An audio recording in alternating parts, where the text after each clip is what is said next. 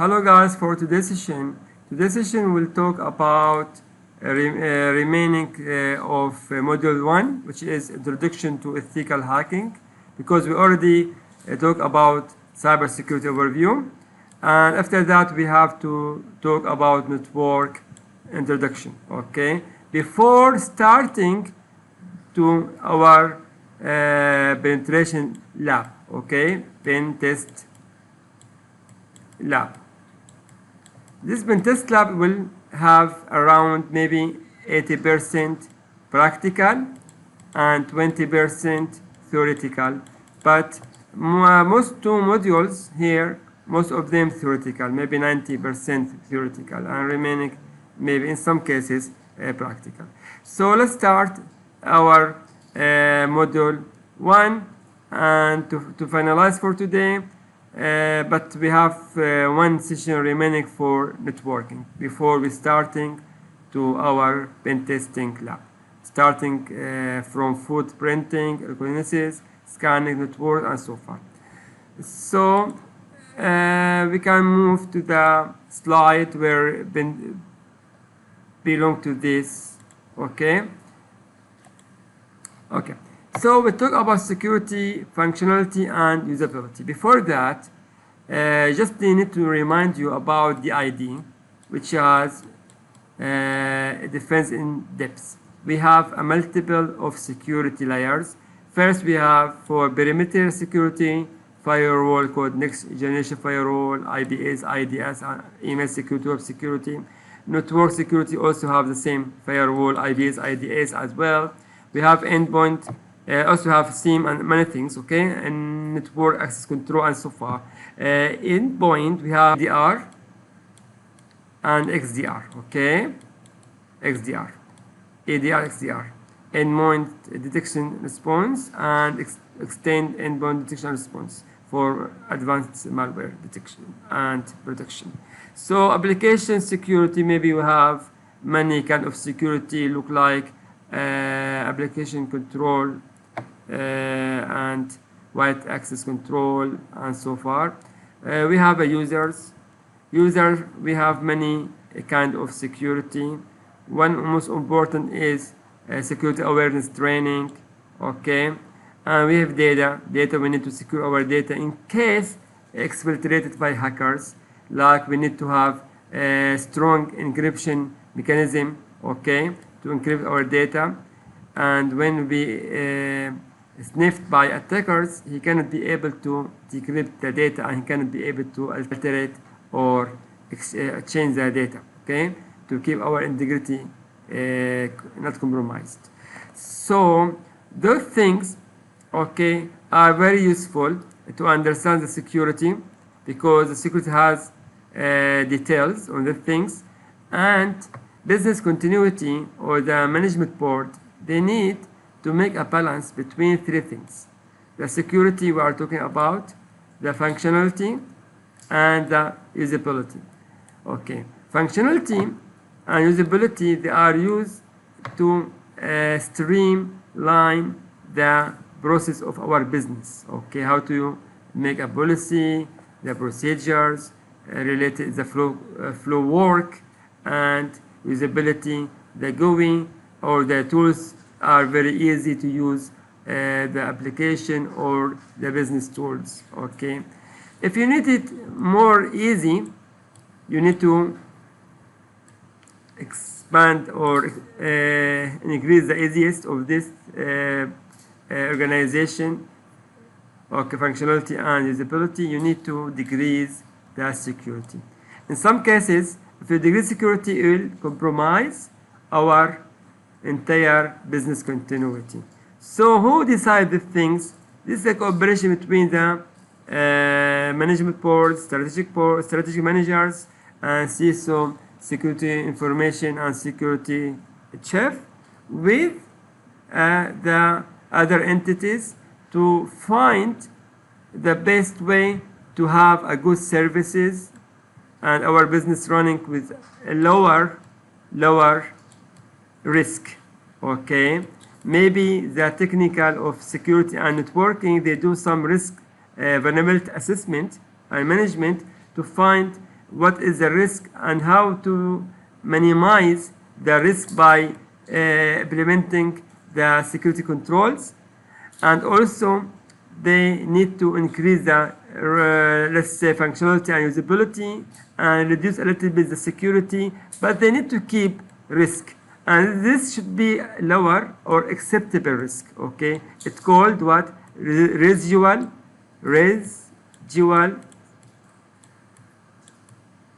risk. This residual risk, the remaining risk in the organization, should be acceptable, okay, to run our business with no compromising. Okay, so let's move to the next session. Okay, we talk about what the needs for security. Of course, if we have an increasing complexity of our networks, we have a lot of networks, a lot of devices, applications, servers, wireless, routing, switching, many things expand, okay, because network environment and increased complexity, both of them look like expanding, okay, in their organization network infrastructure.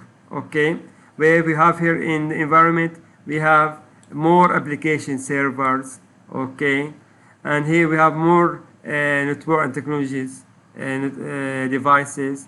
This is required to have a good security, okay, because when you expand the things, you expand the surface of risk that needs a security controls to reduce the surface of the risk. Okay, also we discussed as previous slide about technologies, okay, to be easy to use, like usability and procedures.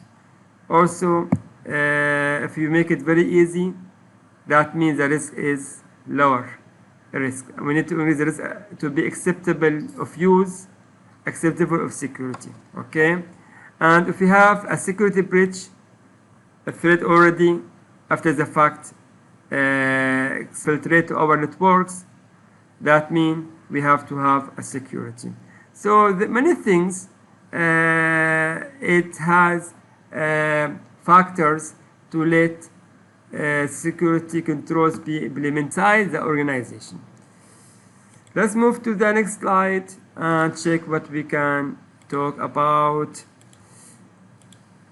Security, same functionality, usability, and security triangle. We need to have a balance between them, okay, for our best scenario of our organization.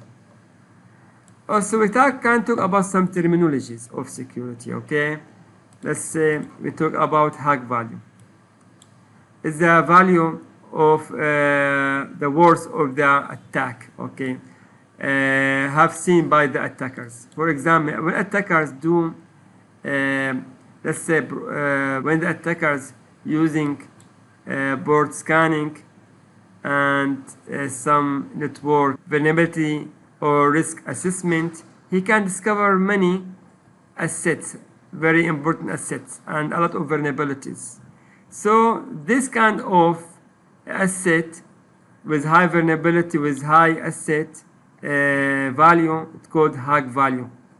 Okay, this is the perspective or point of view of the attackers.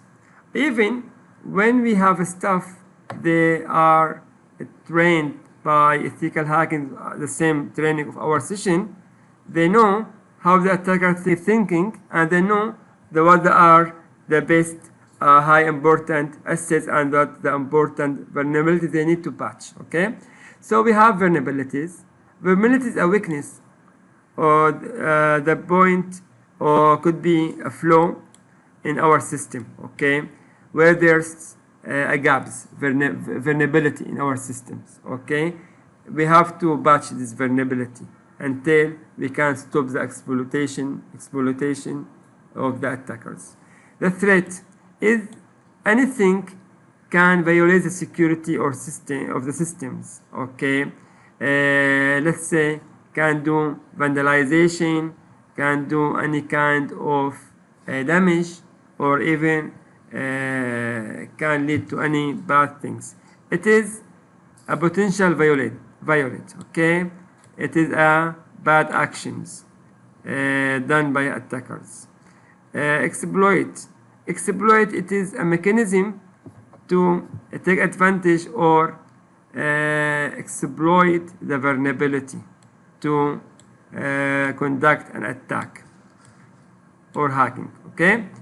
Maybe he can, after that, he can customize once he gets the vulnerabilities and of the system, he can customize an attack or a malware or threat, okay, by exploiting these vulnerabilities.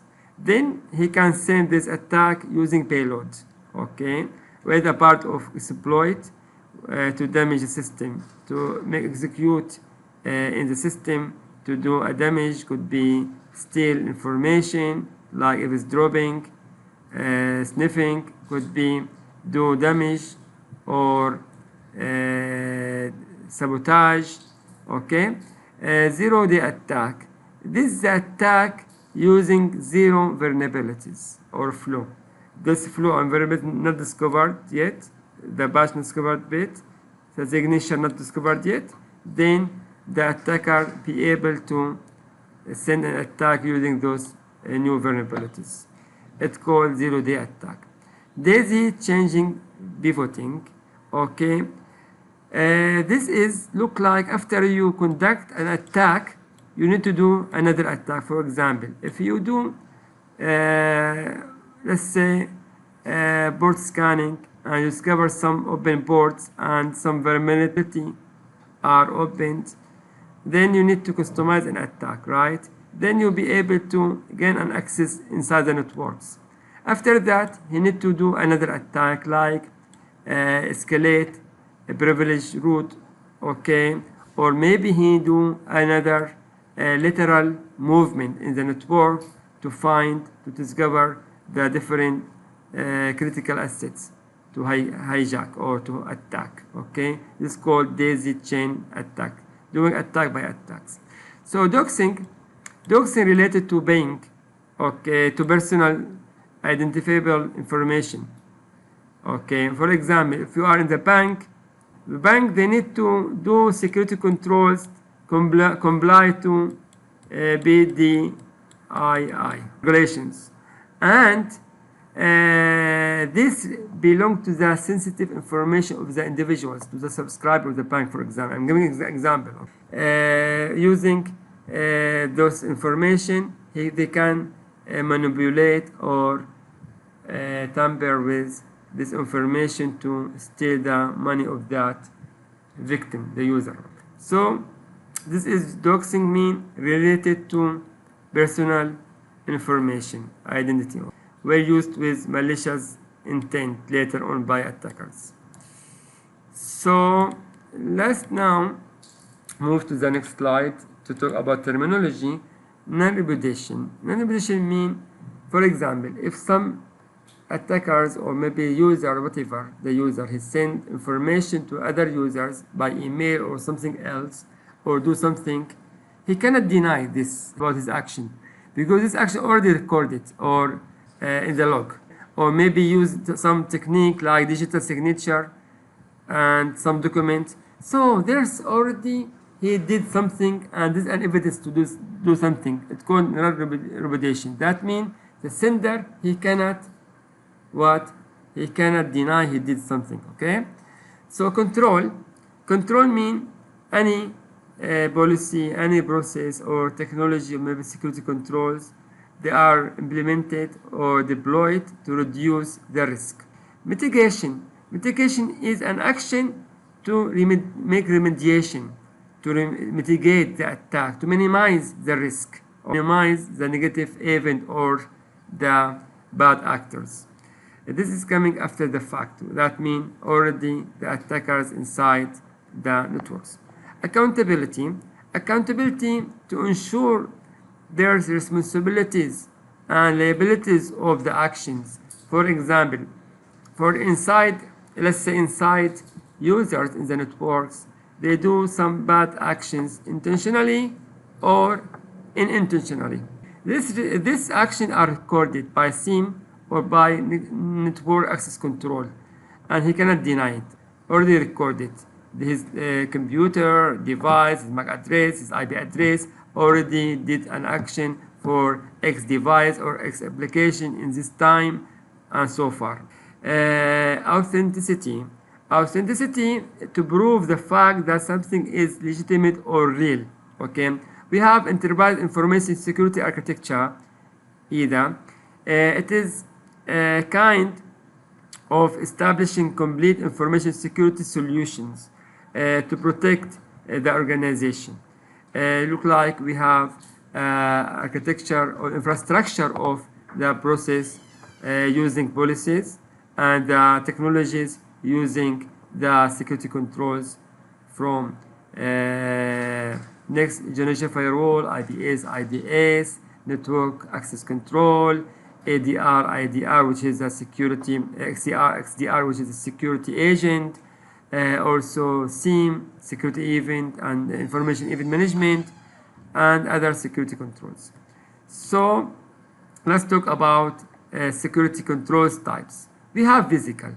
Physical, that means any physical devices or tangible mechanism used to deter the unauthorized access, to prevent unauthorized access to the rooms, to the bank, to the organization, or the equipment or document or whatever, using different kind of security, physical security, like bodyguards, lights, maybe give some lights as an alarm, camera, CCTV, surveillance camera, where there's CCTV in the area, in the zone, motion detection, and maybe we have a fence around the organization to give alarms, many things. Maybe have locks, we lock the room, many things, you name it.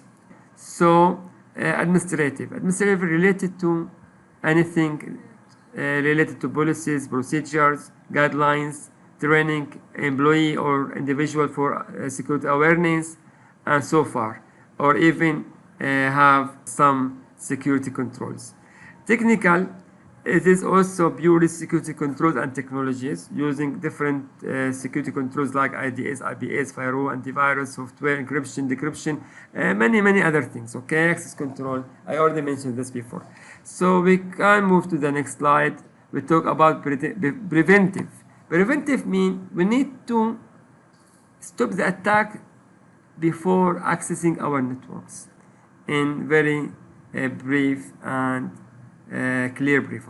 How can be to make difficult the attack or maybe impossible to do any bad actors, where we have, for example, if I'm talking about not only technology, also for physical, for fence, gates, okay, locks, authentication, access control, cards, logical access, okay, for technology, encryption, segregate between employee duties. Maybe some employee, if he has all the time same duty, maybe will be in some time he maybe do some bad actors because he already know everything in that duty, the things inside his duty.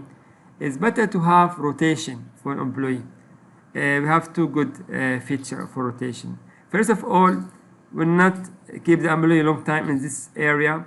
Maybe if an employee has bad action, okay, maybe he'll be replaced with other employee has not bad action.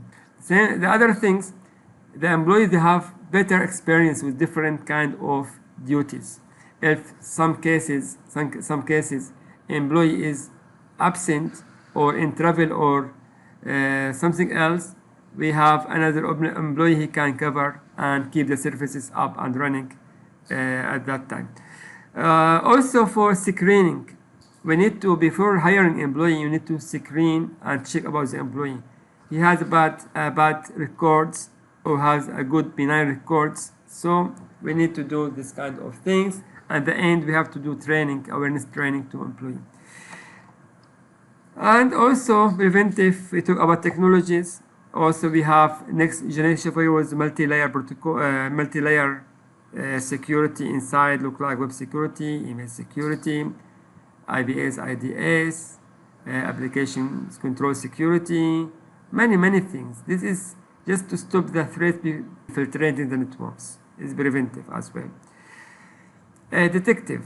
Okay, this during the attack, in the real-time attack. This is, for example, auditors, intrusion detection cameras, motion sensors, antiviruses for technology, I mean, mandatory vacations, job rotation, all of this help to mitigate the attack, to stop the attack during the instance, real-time instance, okay?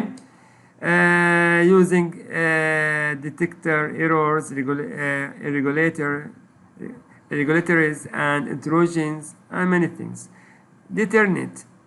This to discourage and inform any person he has a bad action or bad intention to do a bad action to stop doing this kind of things. So let's say we have a warning signs. Who will do any kind of violation will have very strict and very bad punishment. We have warning signs, we have an alarm. So we mentioned we have an alarm, we have CCTV in this area, we have a fence and many things. This is, we can, if some person or attackers has a bad intention to do the attack, suddenly he will stop doing this. He knows this area is preventive area. I cannot do an attack, I will be punished, I will be under responsibilities and liabilities, even for internal users.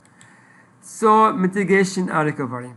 This is after the fact, after the attack infiltrated, and during the attack, there will be some attacks be able to infiltrate because in some cases have very high or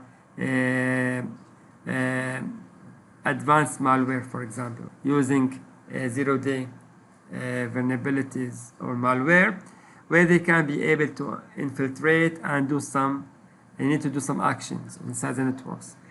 In this case, we have to minimize the impact of this kind of incident. How? We can do system isolation, quarantine, because, for example, this area of zone of the network is discovered is compromised. Suddenly, not suddenly, immediately we need to do isolation to this area to not be compromised, to not compromise the different areas or zones. After that, start repairing this area to mitigate and restore. Maybe it's also for physical to make segregation to this area for the firing. Let's say if there's any kind of fire, then we can do suppression of the fire. This could be for physical and technologies. Corrective and compensation. So, for example, the medical instrument uses old operating system with, it has a lot of vulnerabilities. It cannot be patched, the vulnerabilities. We can do some work around to make security to the area, to the environment of this area. Can secure the area itself to reduce the risk, reduce the surface of the risk. Also, if the device very old and vulnerable, susceptible to an attack, we can disconnect from the network and keep this device working alone, okay, and do the delivery of data manually. This is an example of corrective and compensating to provide equivalent or a process or work around to minimize the risk and increase the protection, increase the security positions. We need to do some sacrifice in this kind or stage. So, network security, there's internet zone. For example, the firewall connect to the internet zone. A lot of threats are there. And then we have internet DMZ, demilitarized zone, where we have some web applications and give some kind of security and policies to this zone, where this connect to our internal database in the internal zone and do only restrict some policies, some sessions, some IP addresses only for this communication, not allow to different IP addresses, because this communicate between the web server and the web application and database inside the networks only, not allow for external to connect to this. An example, we have production zone where we this service we have our services based on this production zone. We need to keep it very strong and secure, very strictly controlled for security and access this area physically and technology. We have internet zone. Internet zone, man, we have look like a LAN, local area network, belong to the same organization, and it has a connectivity between those entity of the organization using maybe external wireless for long distance, like 2 kilometers, 5 kilometers, whatever. Maybe they have the same compound or different compound. Maybe they have fiber optic for long distance, and maybe they are using a local ISP to make connectivity between those departments. They are distributed different area, or are connected together to have the same networks using intranet zone. Management zone also, they manage all the other things and the networks and the process, everything. This has a good security, look like production zones. This is a kind of security zones. Later on, when we have a training for firewall, we talk about firewall zones and configuration in details. These security challenges, our organization should have a compliance to different regulations and standards, which has a good security guidelines and best practice. So we have to have a good qualified skilled people, because there's a lack of skilled people. This is a challenge as well.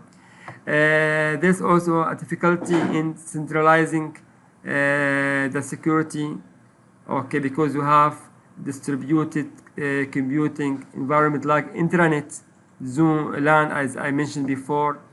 We have a complex networks. We need to make fragmentation to do a good security. These kind of challenges as well. So maybe there's some individuals bring their own devices, maybe smartphone, maybe their own internet router. Okay, those of things can compromise the networks.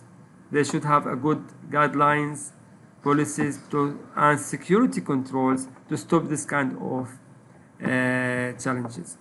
Relocation of the sensitive data from legacy data center. Maybe they are moving, this customer moving from legacy data center to cloud.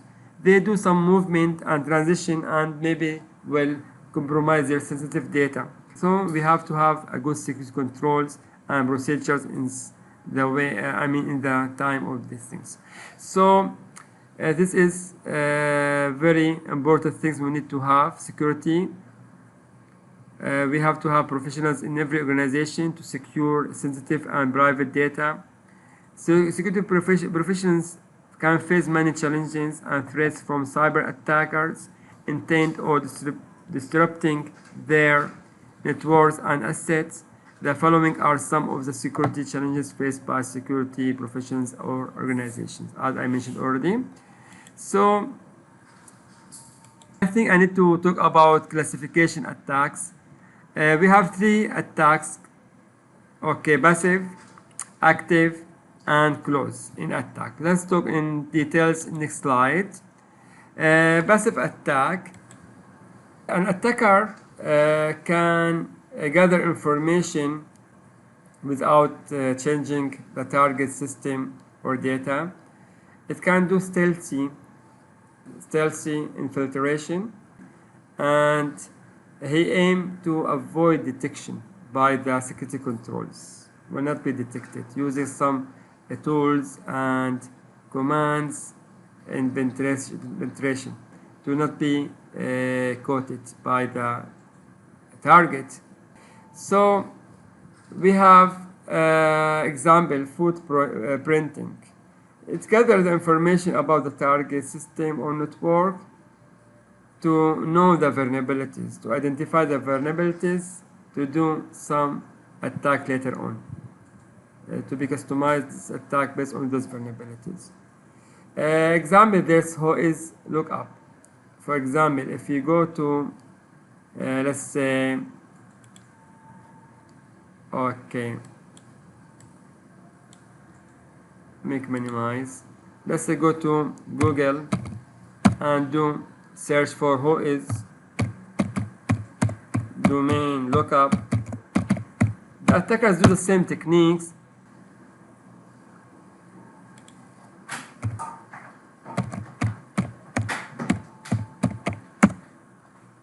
Let's say go to this system. He can tell you the domain name of the system, monitor, the date of registration, the expiry, and so far. He gives a lot of information, name servers. So this is kind of gathering information, reconnaissance and social engineering to do this kind of maybe Google hacks to gather information. I will just give you an example of some passive attacks. Also, the countermeasure for that, we need to limit the public information to reduce this information. Maybe can make some privacy service on the domain, restriction to not allow any third party read our information. Also, we have sniffing and eavesdropping. There's intercepting by the hackers and capturing the data packet on the network to gather sensitive information, like using Wireshark, for example, TCP dump. I mean, the administrator of the organization, they need to use encryption, look like HTTPS, SSL, TLS, to deploy the network segmentation as well in some cases. Also, we have a network traffic analysis, where the attackers monitor the network traffic patterns to gather information about the network and its devices, its assets, and so far. They can analyze the traffic to identify the active IP address, because when they are doing port scanning, also they can do ping to check if there's any reply is inactive, for example.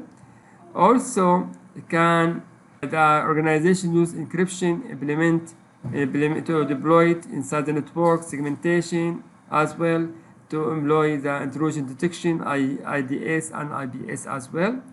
And we have decryption of weakly encrypted attacks.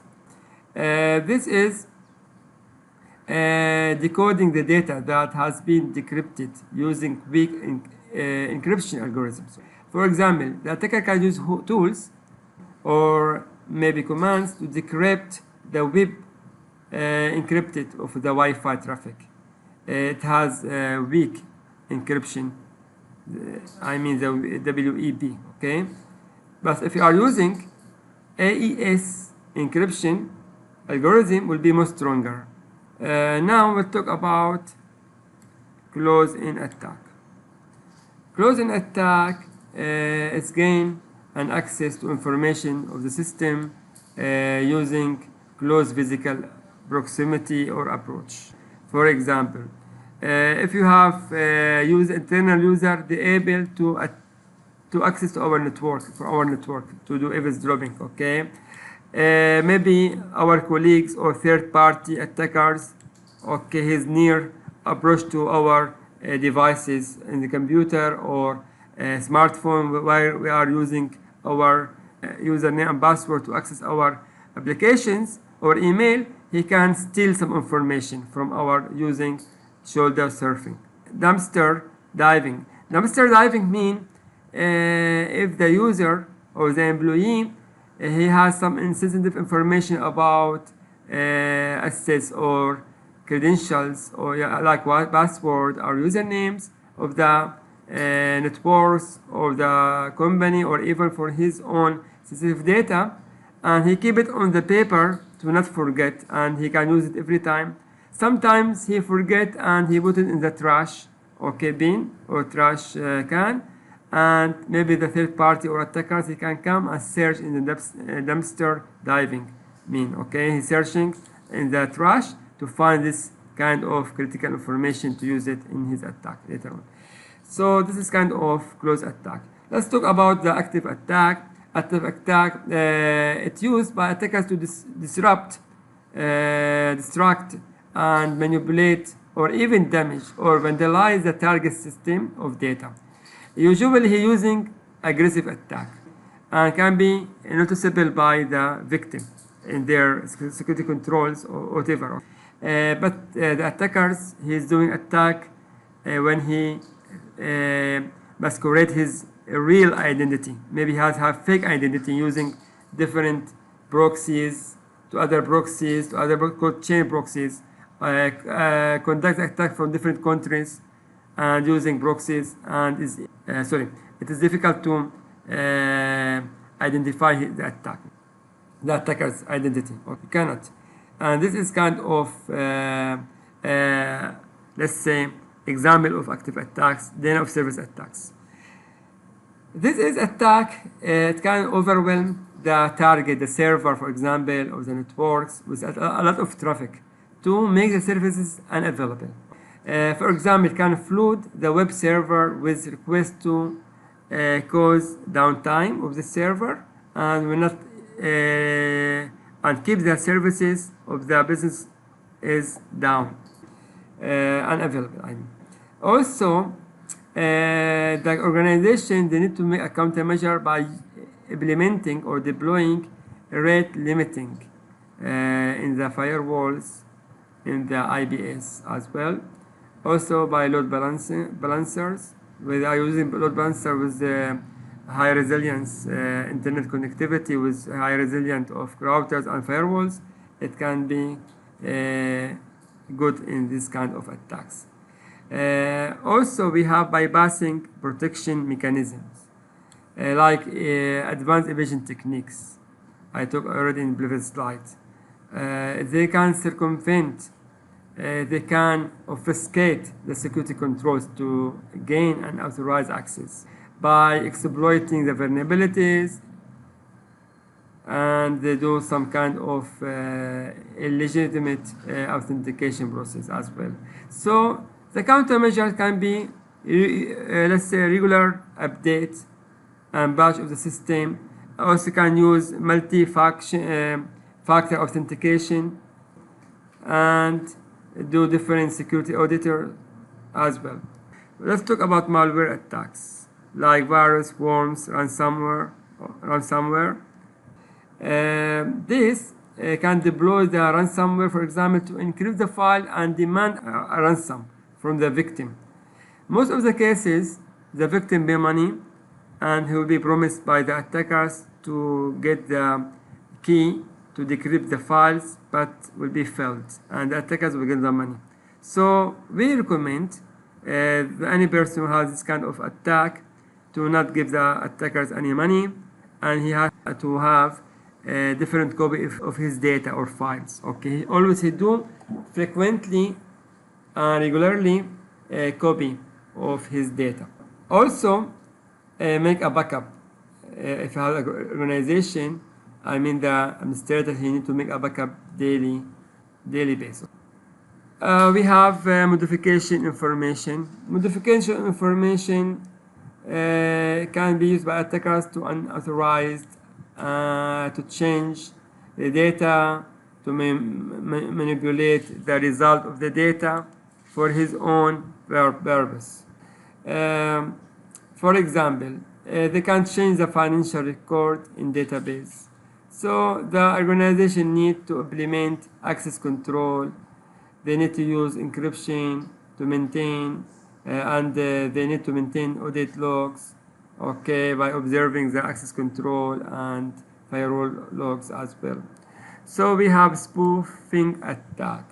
A spoofing attack, actually the attacker impersonate another device or user identity to access or to gain the access or to gain unauthorized access, okay, by sending email or phishing email to be appear as from trusted source. The countermeasure of this one, the organization need to use email authentication protocol like SPF or another. Maybe they need to educate, the user like security awareness training and implement strong authentication. Also, we have a replay attack. This replay attacks reuse the captured data to gain unauthorized access. For example, they replaying an authentication token to access the system. They check the options of these tokens until they be able to look like brute force attack, for example, when accessing the system remotely and use a mechanism to put a different option of password until be able to access. That's why it's recommended for countermeasure to have strong password, okay, and multi-factor of authentications. Also to use non-timestamp implement session expiration as well, okay, where you can employ encryption, password-based attack. To gain unauthorized access, as I told you before, using brute force attack to get the password. We need to use enforce a strong password policies to implement account lockout mechanism to use as well multi-factor. So multi-factor authentication. Okay, those replay attack, password attack, they are similar to each other. We have session hijacking.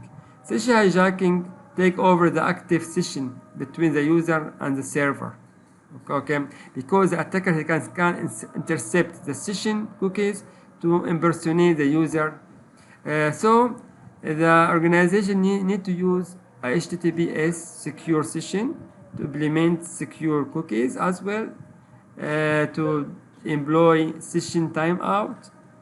We have management attack.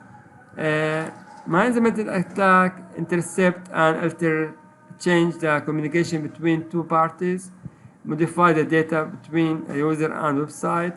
So the user, he need to have a good security control like HTTPS, implement VPN, educate user, and we have also DNS ARB poisoning, where corrupt DNS or IRB cache to redirect the traffic. For example, poisoning the ARB cache to redirect, okay, the traffic to malicious device, and he trick the user and the server that I am the device you are communicating with. We have compromise key attack. Compromise key attacks, it can obtain the unauthorized access to cryptographic key. For example, they can stealing the private encryption key to decrypt the communication.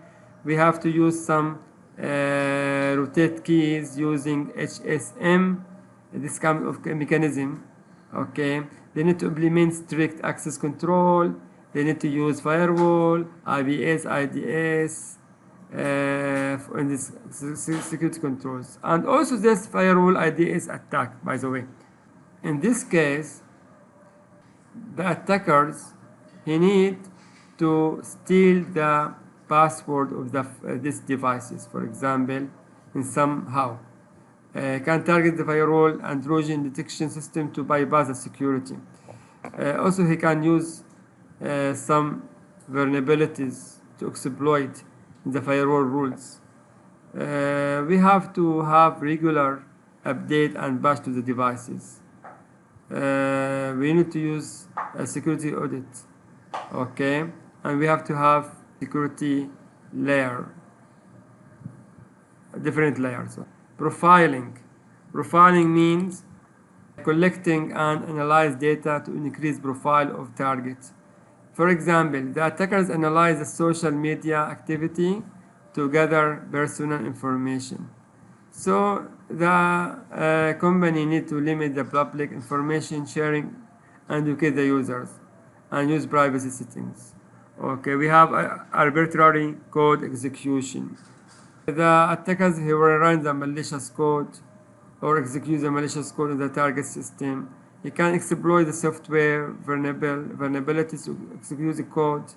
Okay, so the company need to apply software patches, use runtime application, self-protection, need to implement code signing. Also, we have privilege escalation attack, where the attacker be able to gain higher level of access than authorized. He can exploit the vulnerability to gain administrative access, higher administrative access or admin access. So the company need to implement at least privilege principles, good strict policies and guidelines and best practice, conduct regular security audits, and they use access controls. So we have backdoor access. Backdoor access, the attackers be able to use hidden method to bypass the normal authentications. Maybe he can deliver some exploit or piece of code like Trojan to make a bypass using hidden method as well. So maybe he can install the backdoor software to gain feature access. So the company need to conduct a code review. They need to use security monitoring regularly, updating software. So SIEM and access control is very good in these things. What else we have? We have cryptography attack. Cryptography attacks, the attackers can break the cryptography algorithm to access encrypted data. He can, for example, try to decrypt the data in different ways and tools and techniques, okay?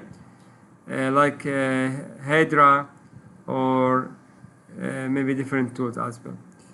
Also, we have SQL injections, very important by the way, because the attackers, he can bypass most of the security controls and do SQL injection attack to steal the most important credentials like admin and passwords. How they are doing this? For example, they inject a malicious SQL code into a database query. This fool the system and retrieve almost of the information if the system not immune to this kind of malicious code.